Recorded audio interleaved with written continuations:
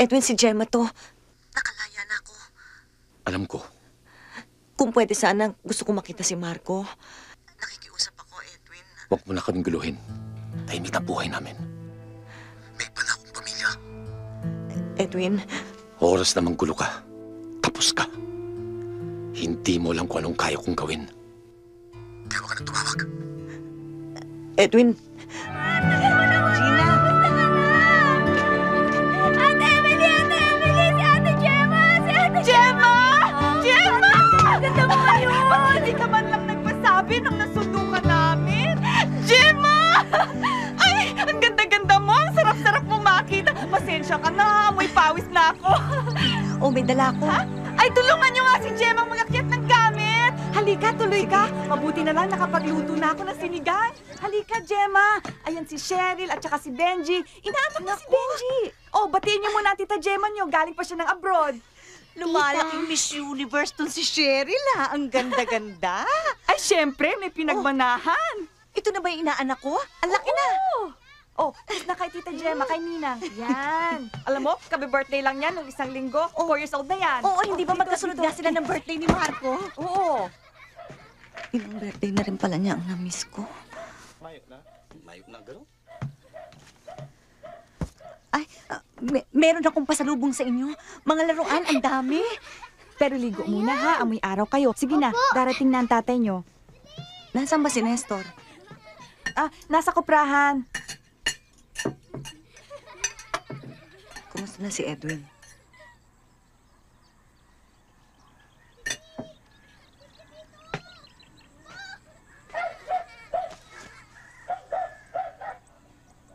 Pasensya ka na, pinsan, ha? Wala man lang akong nagawa para tigilan si Edwin sa binabalak niya. Masyadong marami ka nang nagawa para sa akin, Emily. Alam mo, nung nakakulong ako, ikaw lang lahat ang nagsasabi ko ano nangyayari sa pamilya ko. Nag-iisa na nga lang ako doon. Hindi man lang ako nagawang sulatan ni Edwin eh. Nung nag-file ba ng legal separation ng asawa mo, pinadalhan ka ba niya doon ng abiso para mapirmahan mo?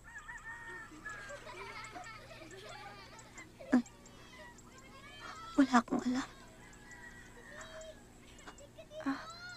Baka pinake niya yung mga dokumento kaya siya nakakuha ng legal separation. Meron ko mang balita kung nasaan sila. Wala eh. Basta isang araw, nawala na lang silang dalawa ng anak mo. Buti ka pa, no? Buo ang pamilya mo. Ano bang pinagsasasabi mo dyan? Aba, kahit paano may pamilya ka. Ako. Tayo. Dalawang ulila pero pamilya pa rin, di ba? Salamat ha. Oo, manay.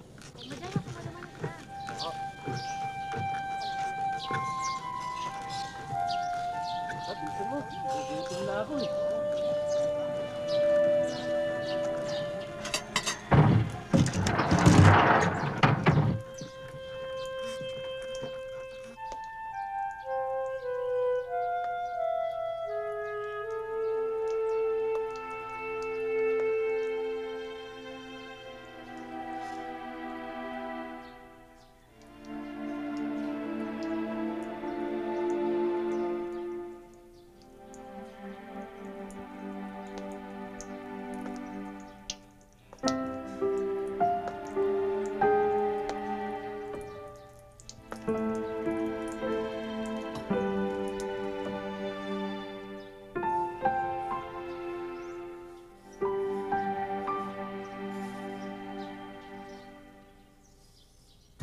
Gemma?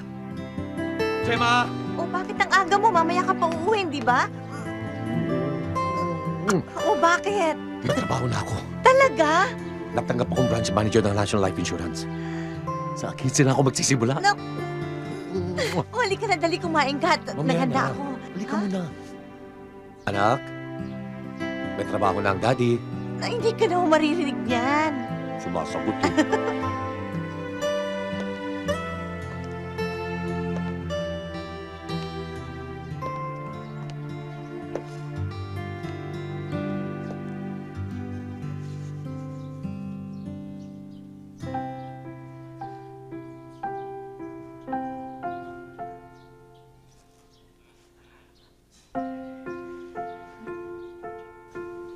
la.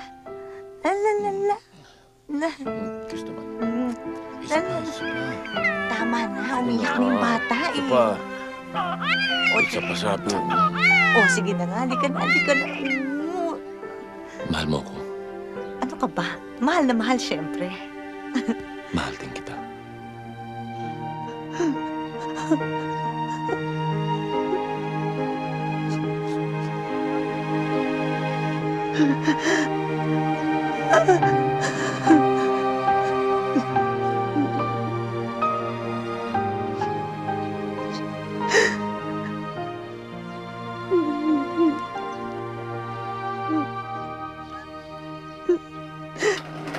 O, ingatan niyo yung mga tela at baka marunihan.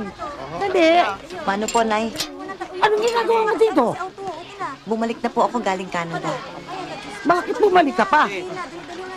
Bakit kanila pinayagang bumalik? Hindi ba dapat sa'yo nakakulong doon at mabulok? At saka dapat na nasila electric ka eh. O yan, sige, electric na yan. Nay, wag naman po ganun. Huwag mo kung matawag-tawag na inay. Dahil ikinahihiya ko na naging manugang kita. Bago kayo ikasal, sinabi ko sa anak ko na ayoko sa'yo. Ayoko talaga sa pagmumukha mo. Hindi nga ako nagkamali. Hindi mo na kami binigyan ng kahihiyan. Nalathala pa sa lahat ng dyaryo ang mga ang ginawa mo. Wala, umalis ka na. Lumayas ka bago ako tumawag ng pulis. O ano? Nay, Alis gusto na ko ba lang yung mga malaman yan? kung nasa ng pamilya ko. Wala na sila rito. At para sa kanila, matagal ka ng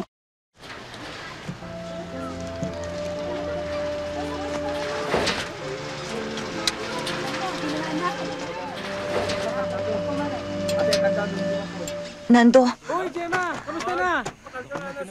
Kailan ka pa dumating? Halika, pasok ko muna sa loob. Nandito sila parang Jessie. hindi na. Oh, dito na lang, nagmamadali ako. Gusto ko lang sanang malaman kung alam mo kung nasa ng asawa at anak ko. Alam ko magkaibigan kayo ni Edwin. Pero baka kako nabanggit niya kung saan sila tutuloy.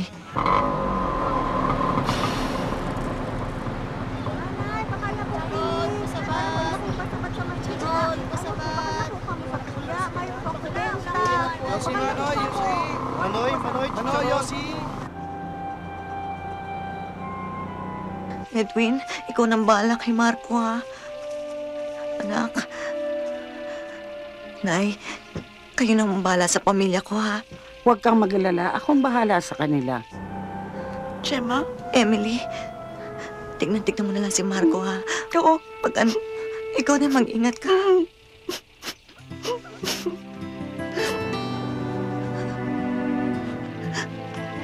Babalik ang nanay. Alalahanin mo, anak, ha? Itong ginagawa ko para sa'yo.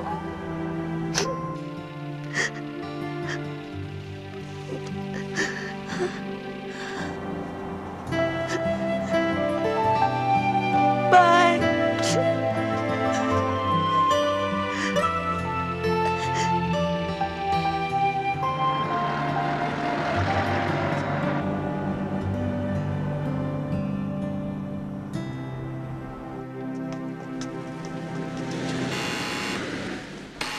O okay na ito, 1 month advance, 2 months deposit. Pero iha, kakayanin mo pa kaya itong rentang ito sa mga susunod na buwan? Opo. Naku, mabuti naman kung ganon. Halika nga muna iha. Hay nako, alam mo, pag ganyan, magkakasundo tayo. Siya nga pala, tuwing 15, kakatuking kita't mangungulekta ako. May telepono dito. Pero, bawal ang long distance. At higit sa lahat, bawal ang overseas call. At lalong bawal magtelebabad. Maliwanag ba yan? Maliwanag po. Subukan mo siyang puntahan dun sa address na ibinigay ko sa'yo. Ito yung telephone number niya. Matagalan niyang binigay sa akin yan, kaya hindi ako nakakasiguro kung yan pa rin yung number niya ngayon. Hello?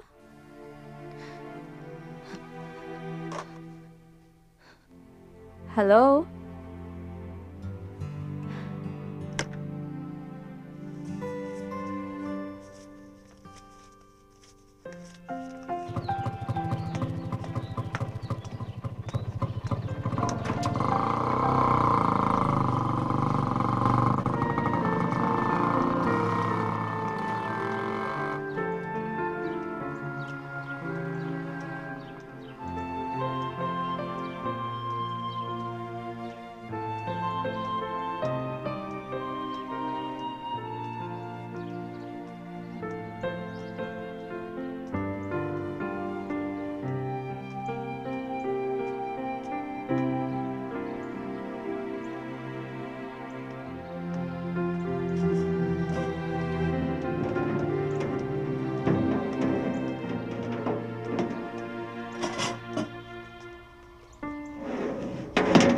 Sige, sir.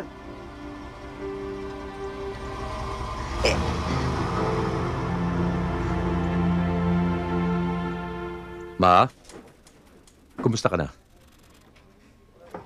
Yung pinadala kong pera natanggap mo na? Kulang. Di dagdagan natin. Magkano? Sure, no problem. Para sa pinakamamahal kong ina, walang hindi pwede. Ma, malapit na birthday mo. Padadala ko na rin yung para sa party mo. Oo, pakitan mo na para hindi ka mapagod.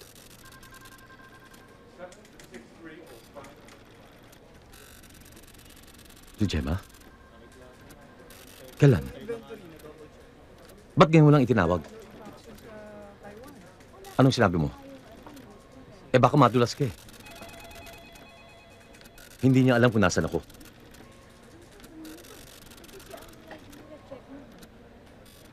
Huwag kang mag-alala, Ma. Sa laki ba naman ng Pilipinas, sang sulok niya ako hahanapin. Hun, could you answer the phone, please? Hello? Hello, Edwin? Edwin, si Gemma to. Nakalaya na ako. Alam ko. Kung pwede sana, gusto ko makita si Marco. Nakikiusap ako, Edwin. Huwag mo na kaming guluhin. Tahimik na buhay namin. May iba na akong pamilya. Edwin, Oras namang gulo ka. Tapos ka. Hindi mo lang kung anong kaya kong gawin. Kaya huwag ka na tumawag. Edwin, nakikiusap ako. Yung bata, gusto kong makita. Hello? Edwin?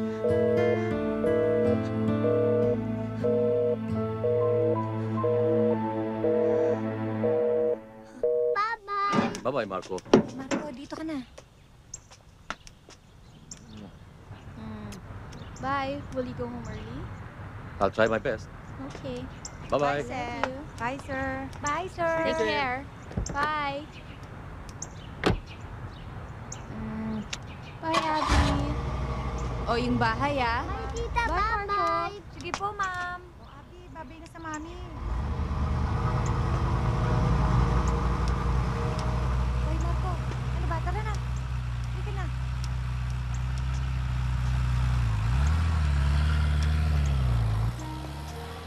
Hoy, Didoy, mamaya ah. Hintayin kita. Sige, subukan ko mamaya. Hoy, Didoy. Doon ka na duman sa kabila. Sasaraduhan ko na to.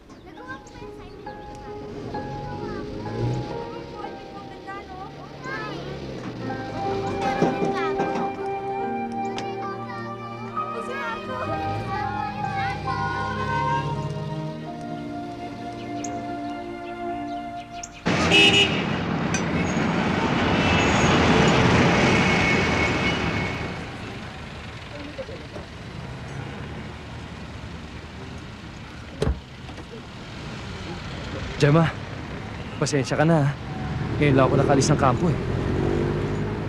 Salamat, Nando. Dumating ka, ha? Alam mo, nag-alala ko. Baka kako hindi nakarating sa'yo yung telegrama ko. Excuse me, ma'am. Excuse me, sir. Kunin ko lang po yung order nyo. Anong order nyo, sir? Isang beer, please. Sige po, sir. Nando, pasensya ka na, ha? Wala lang talaga ako ibang matatakbuhan, eh. Gemma, basta ikaw, hindi kita mahihindihan. Nakita ko na nga pala si Edwin tsaka si Marco. Ang laki-laki na ng inaanak mo. Si Edwin naman, ang yaman-yaman na ng itsura. Nakausap mo na ba sila? Kinonta ko yung number na binigay mo sa akin. Kaya lang babae ang sumagot kaya binaba ko. Baka kako yun. Pero tumawag ako ulit, nakausap ko si Edwin. Pinagbantaan naman ako. Daw niya ako pag ginulo ko sila. Anong plano mo ngayon? Basta huwag tayo masyadong Excuse me, sir. Ito na po Wala. yung order nyo. Excuse. Salamat.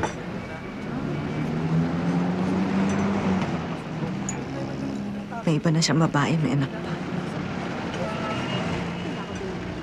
Ang balita ko, sa abroad sila nagpakasal.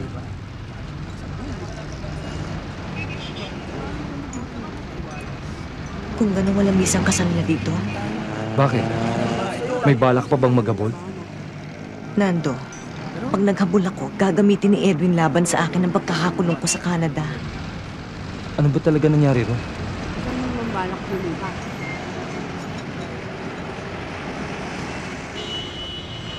Sorry. Wala nga pala akong karapatan magtanong. Gemma, bumalik ka na sa atin. Wala namang mangyari sa'yo dito eh. Hindi ako uuwi hanggat hindi ko kasama ang anak ko.